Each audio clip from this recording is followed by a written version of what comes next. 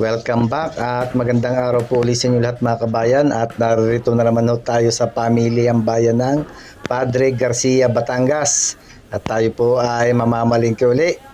Mamimili po ulit tayo ng ating mga kailangan at tayo po ay magluluto uli ng 3 putahe. Magluluto po tayo ng kalderetang baka 10 kilo, 3 kilong gotong Batangas at 10 kilong fish fillet. So tayo ay mamamalingki muna. Bibili natin yung mga kailangan natin sa pagluluto.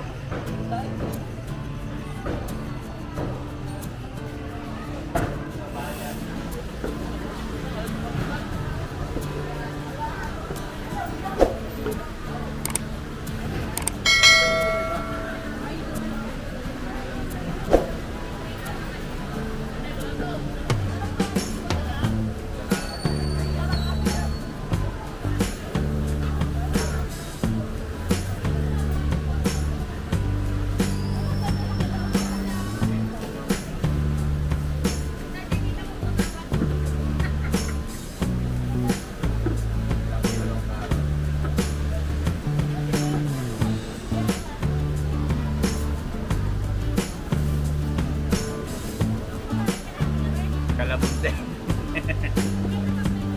Medyo matisilaw yata kalamunti ka, kailangan piliin natin eh. Ha? Basta ano? Ang ulan. Wala tayo magagawa. Kaya ulan eh. Ayos na yan. Madam.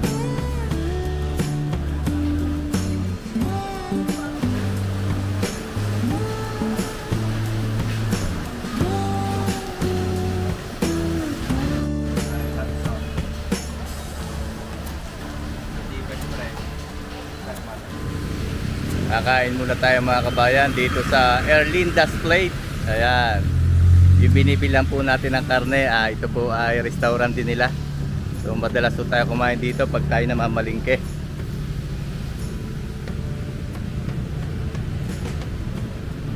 Erlinda's Plate. Oh, ayan, Erlinda's Plate. Ito mga menu. May goto, bat and balls, bulalo, papaitan. Ito naman yung mga ready to serve na buffet. Marami kayong pagpipilian.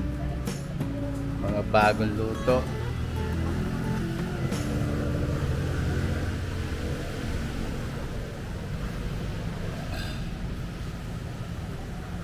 Kasama natin si Shernan Batanis Vlog at ang Kuya Ken.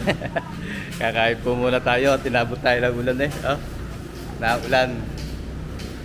Dito tayo sa Erlinda's Place, Padre Garcia Public Market.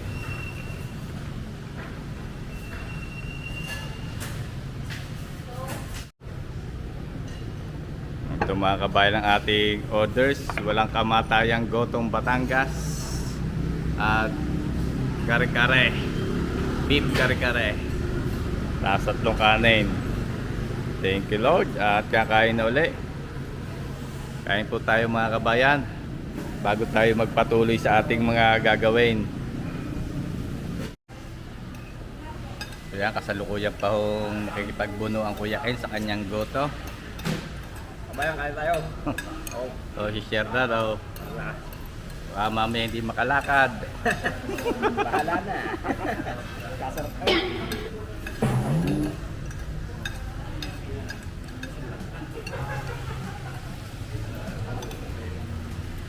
Kain po tayo mga kabayan at inabot na ng gutom.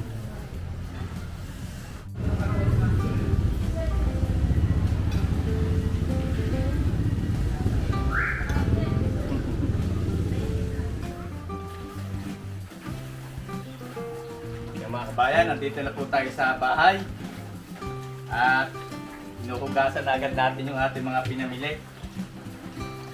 Ito yung ating gagawing goto, lamang loob ng baka. Meron hong atay,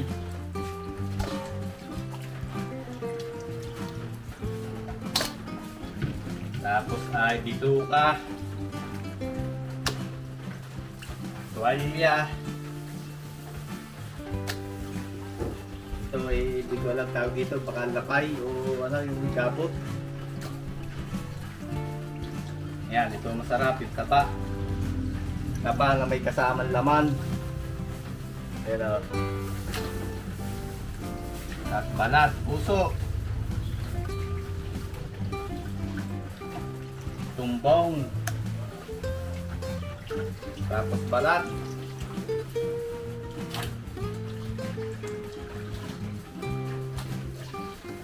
Bali 3 kilo lang po ang order natin gotong Batangas. Dinagdagan na natin. Gawa natin 5.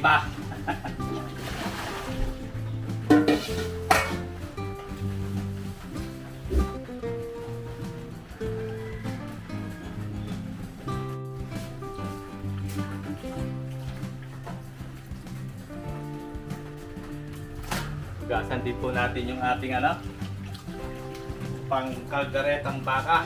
10 kilo ito. Lagay natin dyan sa strainer para makakatulo ang tubig.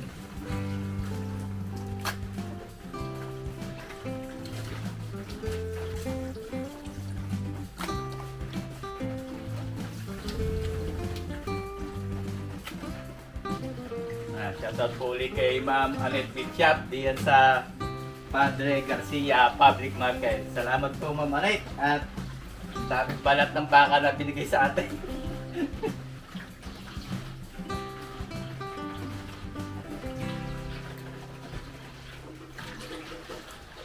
Okay, patuloyin lang po natin niya para mabawasan yung tubig at atin yung titimplahan.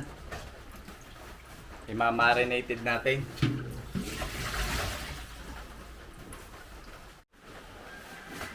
Blanching po muna natin itong ating panggoto. Pakuluan natin at itatapon muna natin yung unang kulo. Para malinis na malinis po yung ating gotong Batangas.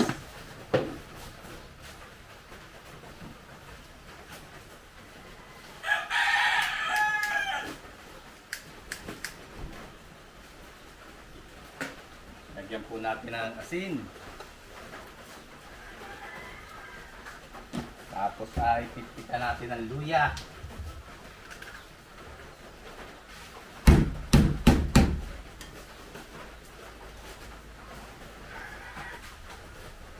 At takluban lang po natin para mabilis makuluan.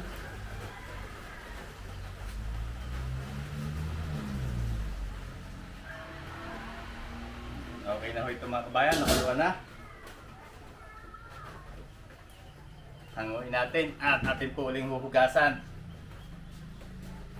Hugas natin dito sa ating strainer. Okay. Para mahugasan ulit natin. Para bukas, atin na lang po yung pressure cooker. Malinis na.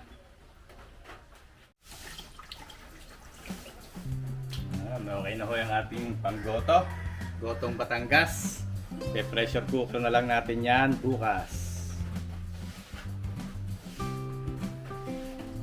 Nandito mga kabayan yung ating pangkalderetang baka. Timplahan natin para atin ang mababad o mamarinate. Paglagay po tayo ng asin.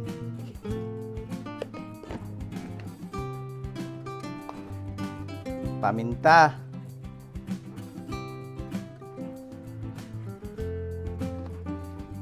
Lagay po tayo ng sweet pickles.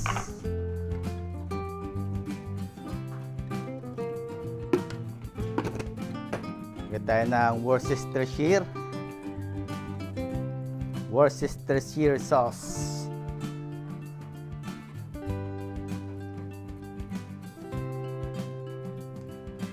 Tapos lagay po tayo ng toyo.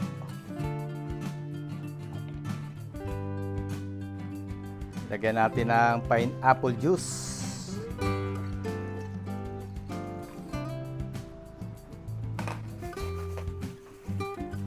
Suot lang po tayo ng guantes at haluin natin. Para mahalo natin na maayos, gumamit tayo ng kamay. Kakamayin natin.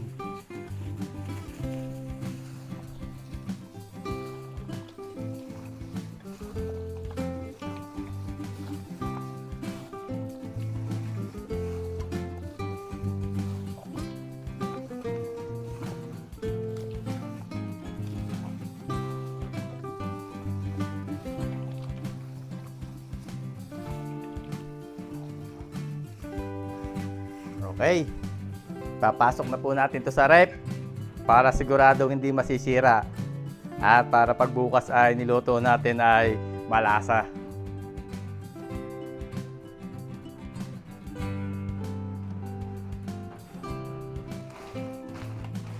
Ito pong ating fish fillet ay bukas na natin i-prepare at yelo pa.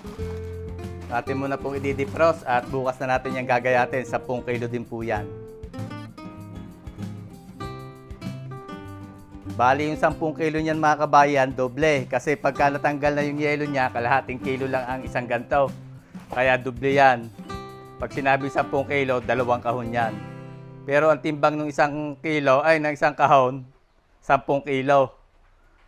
Pero pagka natunaw na yelo ay mga 5 kilo lang yun. Kaya kailangan pag 10 kilo, 2 kahon yung lulutuin natin.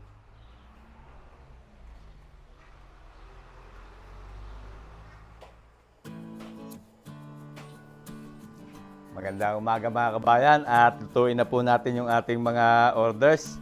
Magsasalang na po tayo dito ng ating kalderetang baka. Ininit ko na ho yung kawali para tayo mabilis. Ilagay tayo mantika.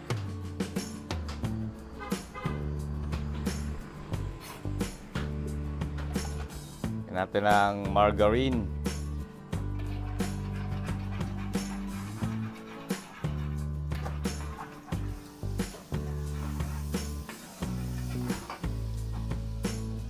Isa na tayo ng bawang.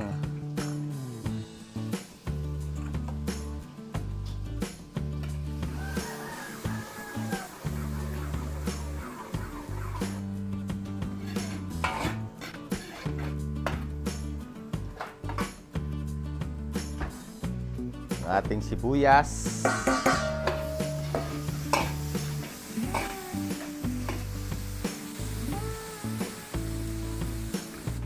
Hindi po muna tayo gagamit ng chorizo de Bilbao.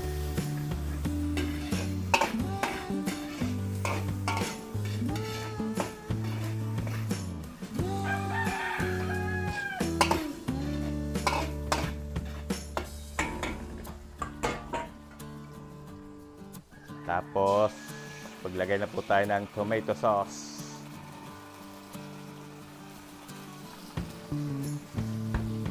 Isa po natin yung tomato sauce.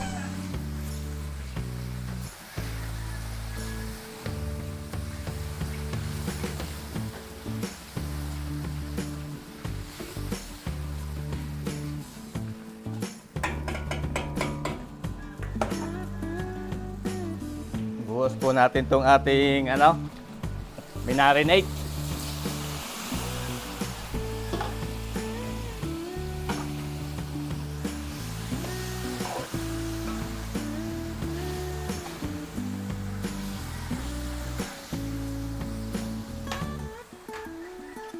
Haluin lang po natin maigi.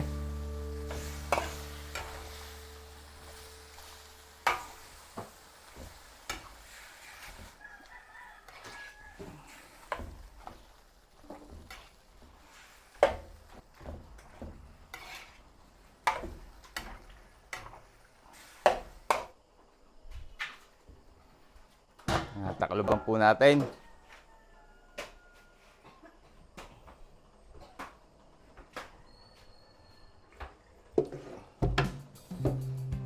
Salang po natin sa pressure cooker yung ating gutuhin. Lagyan lang muna natin ng tubig. Inugasan na po natin yan at binalanching natin yan kahapon.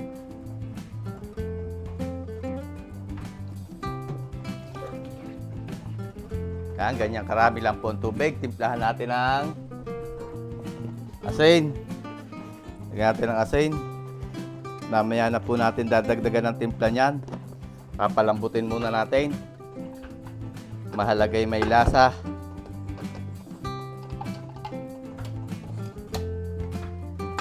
Ito po natin yung salang. Pag nasirit ang mga kabayan, orasan lang natin 40 minutes.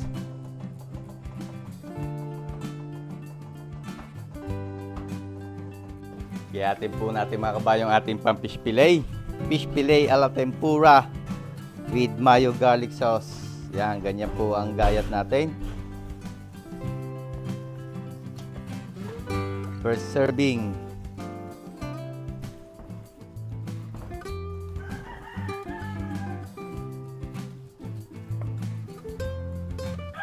Bali ito po ay 10 kilo.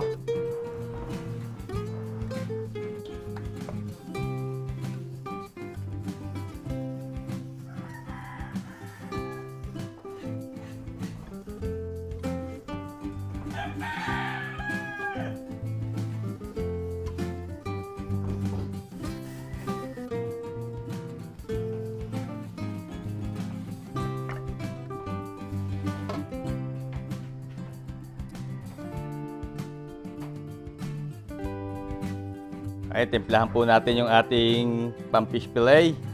Lagyan po tayong itlog.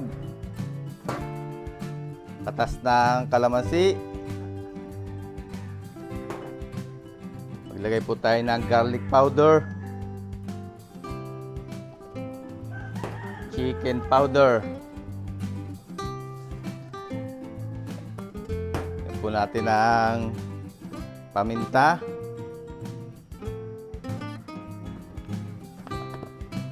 Tapos, lagyan din po natin ng harina.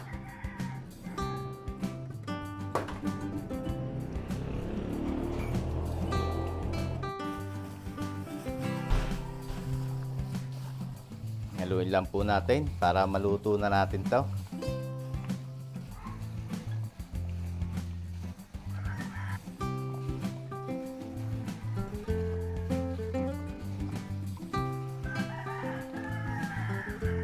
Yan, okay na ho ito. Ating pang-fish fillet, pwede natin yan lutuin.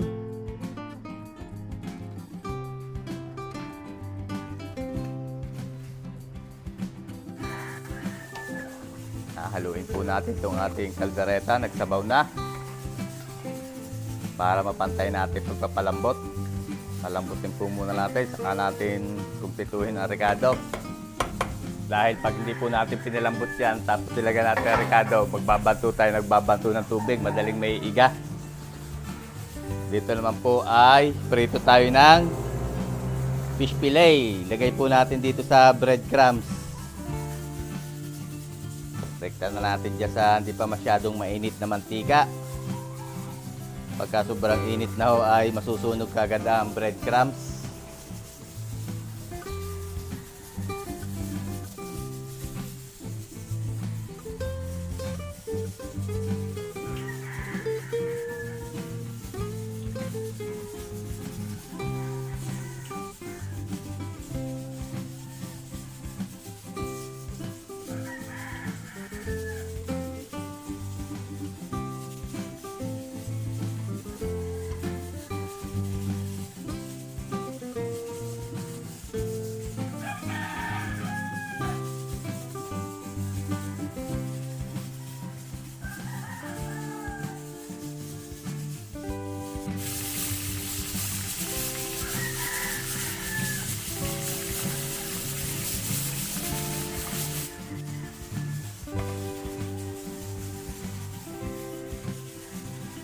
Na ito mga kabayan, yung ating first batch ng fish fillet. Lagay natin sa strainer para makatulo ang mantika.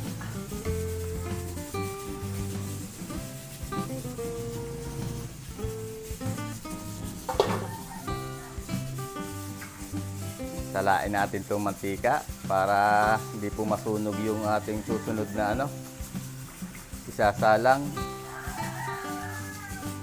Ayan.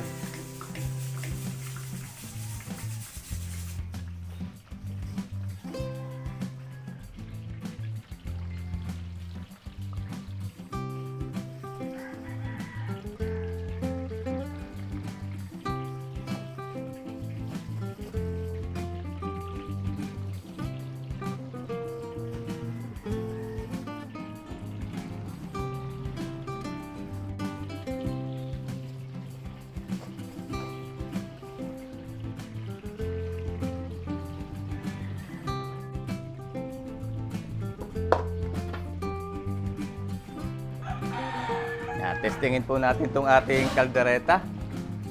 Malambot na ito. Malambot na.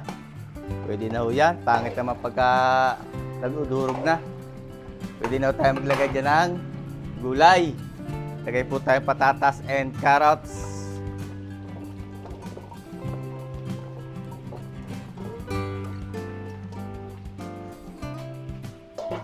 Lagyan na rin natin ang liver spread.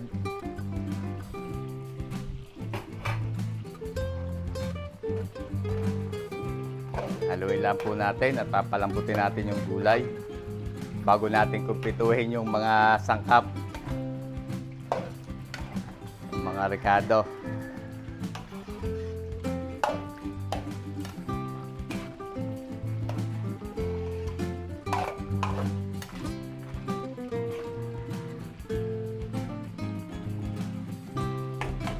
Okay, takalubang po natin.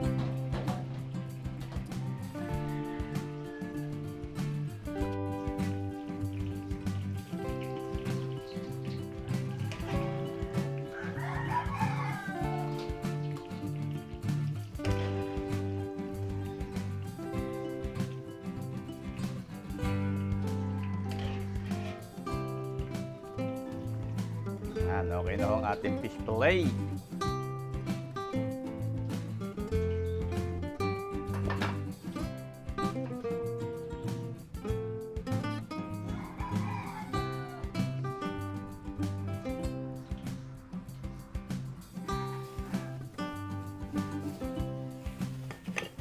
Dito mga kabayo yung ating panggoto, gotong Batangas. Hinangon na natin at ating gagayatin. Malambot na oh. Kaya natin ng huwag naman masyado maliit. Yung natural lang na bite size. Gayatin lang po natin ng ganyang kalalaki.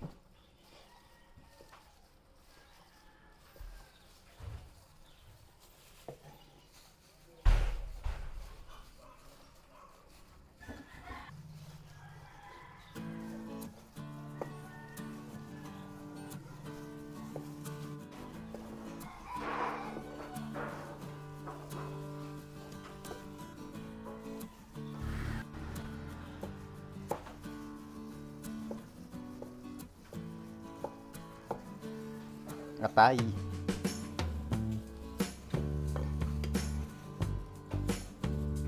Atay ng baka.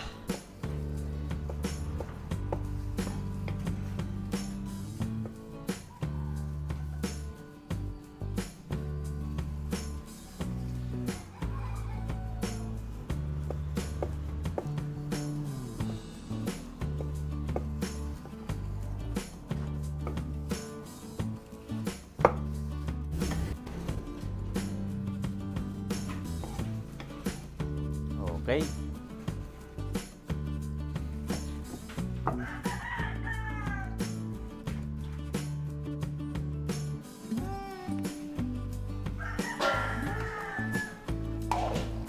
Kumusta ka na? Caldereta. Yo, lumambot na po ang patatas. Ang carrots, ganun din. Malambot na. Kumpletuhin na po natin ang rekado. Ilagay po tayong green olives. Tapos maglagay din tayo nito, hot sauce.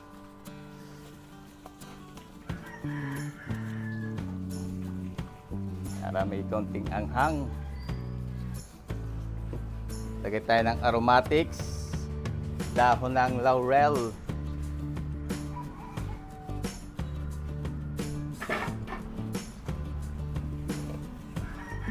Lagyan po natin ang keso. Cheesy calderetang baka.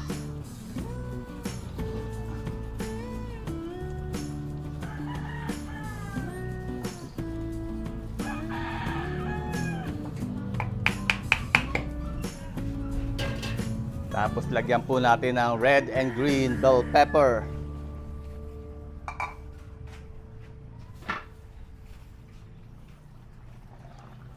Haluin lang po natin.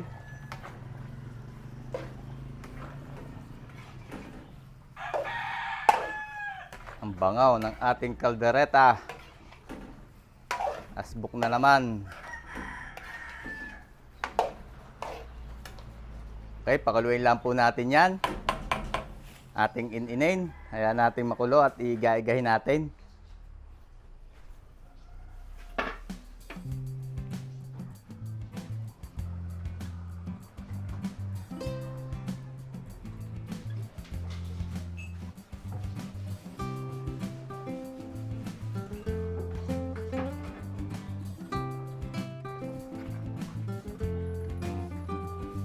Okay na po ito, ating kaldereta.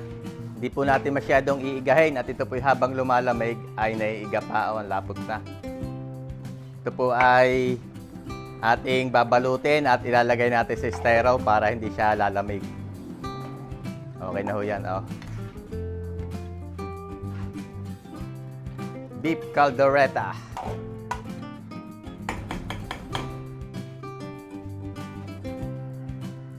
Isa lang natin mga kabayan dito yung ating gotong Batangas. Magigisa tayo ng konti para masarap yung ating gotong Batangas. Gawa tayo ng aswete oil.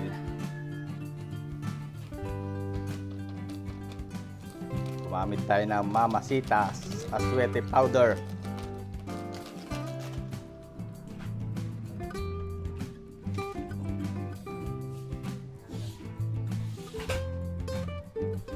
Tayo ng bawang.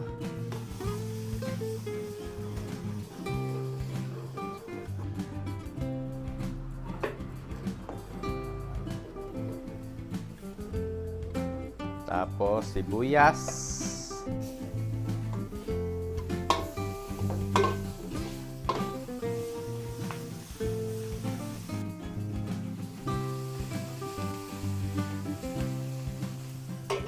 Igisa po natin yung ating ginayat na lamang loob para hindi naman plain yung lasa.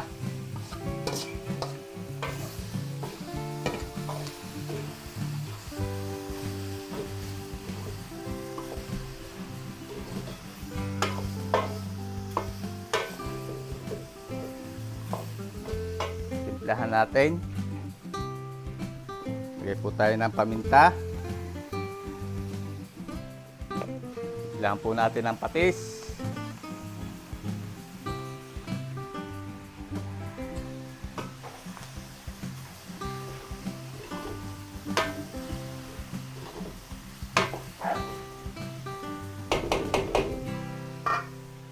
Tapos, ating sabaw. Yung pinagpakuluan natin.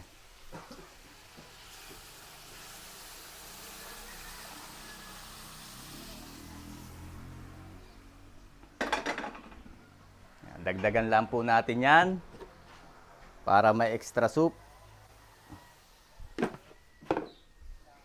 Haluin po natin.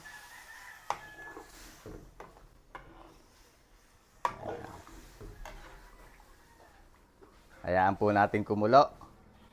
Pakuluin natin at titikman natin kung saan tayo nagkulang. Pag kulang sa asin, dadagdagan natin. Pero pakuluin muna natin.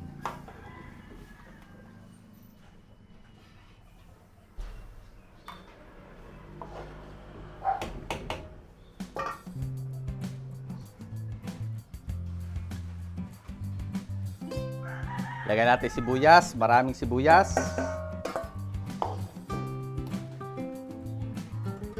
Okay, tapos ay dagdagan lang po natin ang timpla. Maglagay tayo ng kaunting asin. Okay lang ho na matabang yan dahil yan ititimplahan pa nila ng kalamansi at patis. Yan, parang konti na lang patis ang ilalagay nila. Yung matataas ang panlasa, pwede yung magdagdag ng patis. Tapos may kasama itong kalamansi. Yan, okay na ho itong ating Batangas goto. Oh. Para din papahitan mga kabayan, kaya lang wala siyang kalamansi na kasama. Tapos wala rin siyang abdo o pampapait. Tapos ay kulay siya, dilaw. Lagyan natin ng aswete powder. Okay na po yan. Ito po yung ating babalutin at ilalagay din natin sa styro.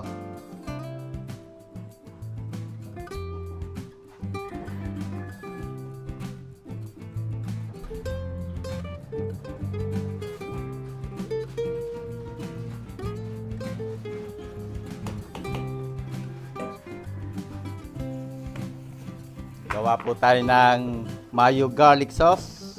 Meron po tayo ditong durog na bawang. Lagyan lang natin ng mayonnaise. Pagkahaluin natin at sauce ito ng ating fish fillet a la tempura. Fish fillet a la tempura with mayo garlic sauce.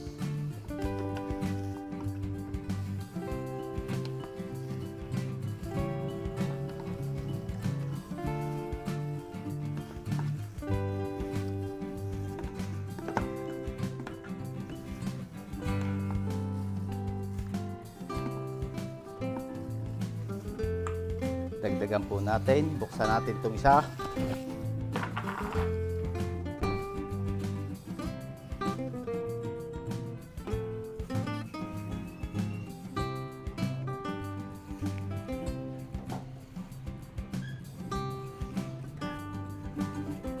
Haluin lang po natin. Dinamihan po natin ang sauce at marami-rami yung ating fish fillet.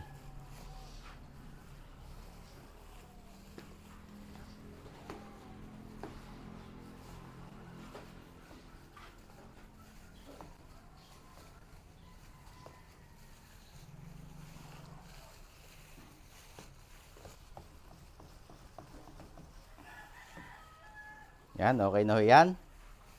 Pwede natin itong ilipat sa isang malinis na lalagyan na may takip. Ganun lang kasimple mga kabayan ng ating mayo garlic sauce.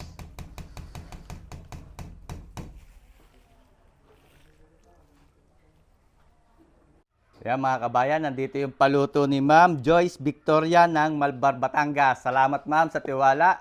Nandito ho yung fish fillet, 4 na tray, bali 10 kilo po yan at may kasama yang mayo garlic sauce. Kaya sinali na po natin dito yung ating sauce, mayo garlic. Tapos nandito po yung gotong Batangas at kalderetang baka. Nilagay po natin sa styro para hindi lalamig. So ito po ay di-deliver natin sa Malbar, Batangas. Mga bandang alas 9, dapat nasa Malbar, Batangas po tayo. So maraming salamat mga kabayan sa patuloy niyong pagtangkilik sa ating mga video.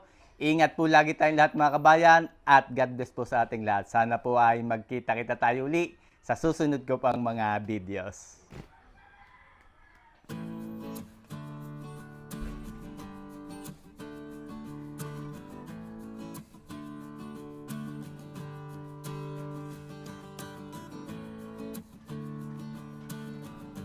Deliver tayo mga kabayan, deliver. Nandito na tayo sa poblasyon, Malbar, Batangas. Deliver muna.